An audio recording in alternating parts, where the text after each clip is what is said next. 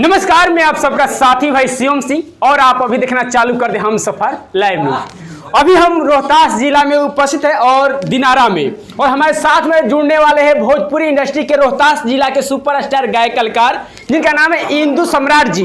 और सूत्रों के अनुसार मालूम चला कि दिनारा एक गो ग्रीन रेस्टोरेंट में उपस्थित है, और सूत्रों के अनुसार मालूम चला है। और आइए सीधा सीधा आप सभी को मिलाने की कोशिश करते हैं जो इंदु सम्राट जी जो रोहतास जिला को लेकर इतना बवाल गाना मचा रहे हैं और पूरा गाना जो है ब्लास्ट कर रहा है इनका। तो सीधा सीधा मिलाने की बात करेंगे और सबसे पहले तो भैया का स्वागत करेंगे अपने चैनल में। तो शिविर के साथ में मिलाने की कोशिश करते हैं इंदु भाई जी से कि कैसे क्या हाल है भैया। इस सबसे सफर न्यूज देखने वाला के धन्यवाद बा जी। बहुत से जितना भी हमारा गाना छूटल बा, अच्छा सर, सबके दिल से अभिनंदन बा।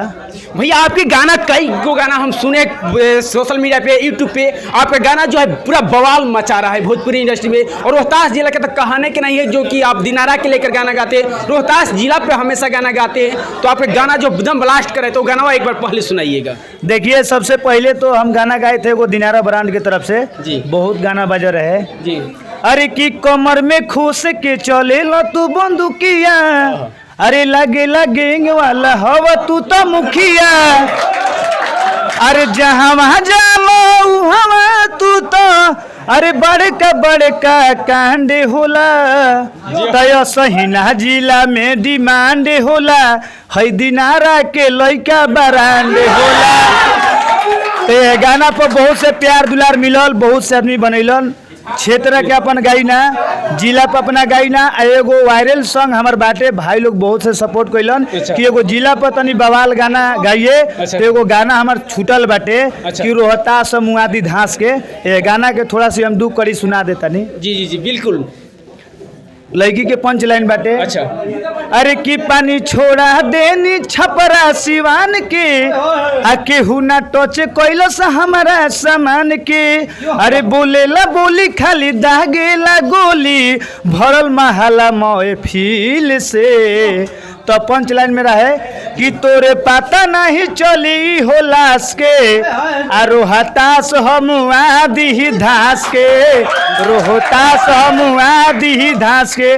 तो हम जब इंदु सम्राट जी गाना गा रहे हैं तो एक बार कैमरा मैन चाहेंगे पीछे फोकस करिएगा। सब भाई ताली एकदम बजा रहे थे, अब झूम गए इनके गाना को सुनकर, क्योंकि इनका गाना ही इस तरीके से बवाल गाना है। जब भी इनका गाना आता है सपोर्ट कीजिए तो पूरा इनका बवाल मचा देता है, और ये पूरा इनके साथ में जुड़े हुए हैं। तो और चाहेंगे कि भैया जिस तरीके से लगातार सोशल मीडिया पे चल रहा था कि अश्लील गाना, तो अश्लील गाना से हट कर केवल चल रहा है भोजपुरी में रंगदारी गाना। तो इसके बारे में क्या? देखिए भैया, रंगदारी गाना तो हम खाली गाते हैं, अश्लील पे उतना ध्यान नहीं देते हैं। ज्यादा से ज्यादा दिनारा के नाम पर गाते हैं और जिला के एगो गाना और हमारे वाले सॉन्ग बाटे। जी जी। अरे की गोली चली चाहे छारा, दिनारा कभी हारा नहीं है। अच्छा। अरे गोली चली चाहे छारा, दिनारा कभी हारा नहीं है। तो बहुत से एक बात बताइए, एक सवाल करेंगे कि आप लगातार दिनारा पे गाना गा रहे हैं, रोहतास जिला पे गाना गा रहे हैं, तो दिनारा से कुछ खड़ा होने वाला है क्या, कोई पद लेने वाला है क्या? नहीं भैया, मेरा देखिए छोटा मैं कलाकार हूँ, बड़ा तो कलाकार हूँ ना। अच्छा। तो ज्यादा से ज्यादा अपना एरिया में जो हमारा दिनारा बाजार है, दिनारा प्रखंड है जो, तो हमारा जितना दोस्त मित्र हैं तो बोलते हैं तो आप लोकल स्टूडियो से गाते हैं, तो पहले अपना गांव से काम कीजिए, अपना क्षेत्र से काम कीजिए। तो इसीलिए अपना क्षेत्र से हम काम करते हैं, तो सोचते हैं कि साफ सुथरा गाना पूरा अपना प्रखंड से दें और जिला को गाना गाते हैं ज़्यादा से ज़्यादा। ऐसा तो हमको लग रहा है भैया कि जिस तरीके से बहुत सारे कलाकार जो है अपने जाति को लेकर गाना गा रहे हैं, अपने जिला को लेकर गाना गा रहे हैं, तो आप उस तरीके से दिमाग लगा लिए कि चलो हम अपने गाँव के नाम लेके अपने क्षेत्र के नाम लेकर स्टार बनने की कोशिश। बिल्कुल भैया, हम काहे दूसरा के चक्कर में रहेंगे, हमारा खुद जिला है। अच्छा। हमारा जिला में खुद किला बा, पानी रौजा बा, सूखा रौजा बा, तो हम काहे लगाएंगे। देख रहे हैं कि आजकल नेट पर बोल रहे हैं कि बाघाबाद जिला है, तो बक्सर जिला है, तो रोहतास जिला का है। अच्छा। रोहतास जिला में सारा व्यवस्था है, तो इसीलिए हम रोहतास पर गाते हैं भाई। अच्छा, बाघाबाद जिला है तो जिस तरीके से जिला के बाद है तो जिला की कुछ अलग खास बात है, तो उसमें कहने में कोई संकोच कोई नहीं करता है। जिस तरीके से आपका रोहतास जिला है तो उसके बारे में करते हैं, ऐसे विवाद बात क्यों कर रहे हैं आप? विवाद वाला बात नहीं कर रहे हैं भैया, सब अपना जिला के गा रहे हैं, हम अपना रोहतास जिला के गा रहे हैं। अच्छा। तो इसमें विवाद वाला क्या बात है? मेरा जितना जिला के मेरा गाना सपोर्ट कर रहे हैं भाई। अच्छा। इसलिए हम गा रहे हैं अपना, इसलिए हम चलिए कल गा रहे एक हैं। अपना गाना सुने जो कि बवाल गाना होगा। बवाल गाना यही सबसे ज़्यादा बाटे, दिनारा के लड़का ब्रांड होला। ओकरा बाद में ये अभी तुरंत नया माइल वर्ल्ड स्पेस पर अच्छा कि रोहतास समूह आदम धांस के, ओकरा बाद ब्लास्ट गाना एकरो से आवता। अच्छा अच्छा। हाँ, तो चलिए चलते चलते मेरे दर्शक क्या कहेगा।